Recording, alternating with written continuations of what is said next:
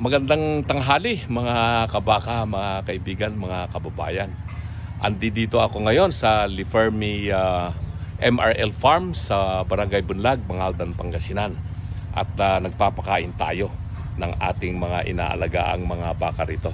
Ito ay makikita niyo, ito yung ating mga dumalaga. At ito ay mahigit ng 1 taon itong mga ito. Magdadalawang taon na yung mga iba. At yung mga iba rito ay nasampahan na o kaya nagpapasampa na.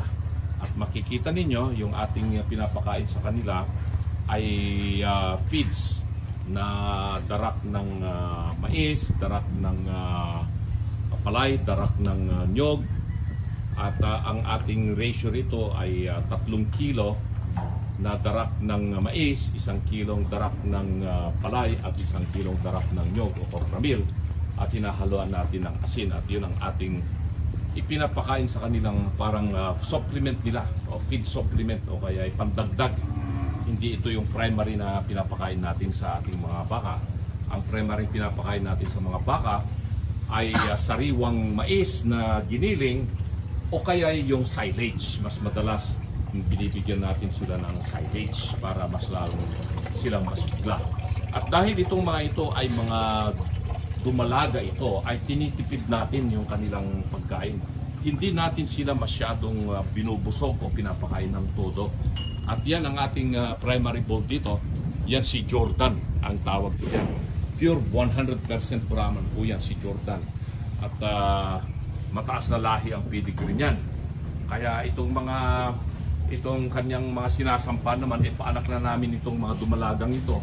Karamihan dito ay ang tatay nila na ginamit namin dito ay si Shakil doon sa original farm namin sa Barangay Bari. Ito yung isa sa ating pure na Brahman ito. Makikita ninyo itong quality ng ating mga dumalaga rito. Noong ulit ko, tinitipid namin ng pagkain itong mga ito para hindi sila gaanong tumaba dahil pinapabuntis namin itong mga ito. At kailangan kontrolado yung kanilang mga kinakain. Hindi kailangang mataba sila dahil mahihirapan silang mabuntis, baka magmatsura pa o kaya pag nabuntis naman ay baka mahirapang manganak. At may mga experience kami na gano'n na hindi mainapas yung anak dahil mali ang posisyon ng bata o kaya sobrang laki nung bata ay nahirapan yung nanay. So mapipilitan kami, isasakripisyo namin yung nanay, kakatayin yung nanay, mailabas namin yung bisiro at magiging orphan yun o kaya ulila. Pero marunong tayong mag-alaga ng mga ulila. So itong mga ito, lahat ito ay mga dumalaga ito. Ito, mga mas bata pa itong mga nandito. May 1 taon pa lamang itong mga nasa kulungan na ito. Pero meron na rin tayong nilagay dito na junior bull na siya yung naliligaw-ligaw dito sa mga dalaginding na ito. Yan, ito yung isang junior bull natin yan. Ang pangalan niyan ay si Butler. Yan. 2 taon na rin yan si Butler. Ito, mga dumalaga pa rin to, na mga bata pa ito, mga 15 months old, 18 months old, yan. Magdadalawang taon pa ito. Pero minsan may mga naglalandi-landi na rin dito. At meron kaming tagapangalaga dito na junior bull na nakatutok. Hanggang dito, mga dumalaga lang dito. Yan. So, dito, ito ay mga panak na naming mga baka ito. Ito yung mga red Brahman itong mga ito. Ito, mga red Brahman itong mga ito. Anak ito, ang tatay ng mga ito ay yung bulugan namin si Lebron. At makikita nyo. Ito ay Wagyu ito. Itong particular na baka ito ay Wagyu. Yan, Wagyu yan. Crossbreed namin sa mistisang Brahman ito, itong Wagyu na ito. So ito yung isa sa aming eksperimento rito sa aming farm. Pero itong mga ito, yan, malalaki ang kanilang mga tainga. Itong mga ito, red Brahman yan. Yan, yung nandoon yung red Brahman yun. Pati ito, si Tyra yata ito. Yan, si Tyra yan. Red Brahman. Pero ito ay Wagyu to. Wagyu to. Maliit yung kanyang tainga, walang humps sa likod, hindi katulad ng Brahman. Merong bukol sa likod ang Brahman. Yan, meron din kaming junior bull dito na yan, nag-aalaga sa kanila. Tinitignan para masanay-sanay na rin. Tawag ko dito sa bull na ito ay ito naman ay si Tatum. Yan, si Tatum yan. Malaki yan. Magkaedad silang dalawa ni Butler. So dito ang ating kulungan ng mga dumalaga na baka na mga panibagong inahin to. Ito yung ating susunod na magiging inahin dito sa Liferme MRL Farm. At makikita ninyo yung itsura nitong mga dumalagang ito. Hindi kailangang mataba ang baka para masabi nating malusog. Kailangan kontrolado yung kanilang kinakain at yung importante masustansya at sisiguraduhin natin na hindi sila magkakasakit. At kaya regular namin minumonitor ang kanilang timbang. Kaya meron kaming timbangan dito ng nakalagay dito sa gilid. So ito ay yung ating timbangan ay may yan, papasok yung baka rito, titimbangin, ando doon yung kanyang digital monitor. Makikita ninyo dyan yung ating digital monitor. Yan. At makikita nyo na pwedeng yan, makikita doon ang timbang.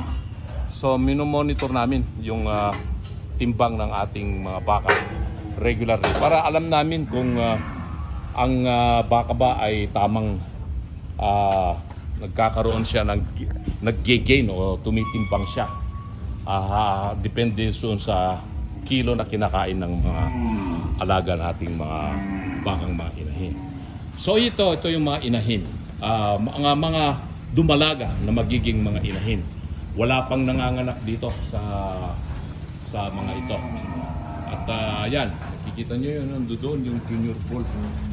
Hindi pa yan ang primary bull natin. Ang primary bull natin mas malalaki dyan.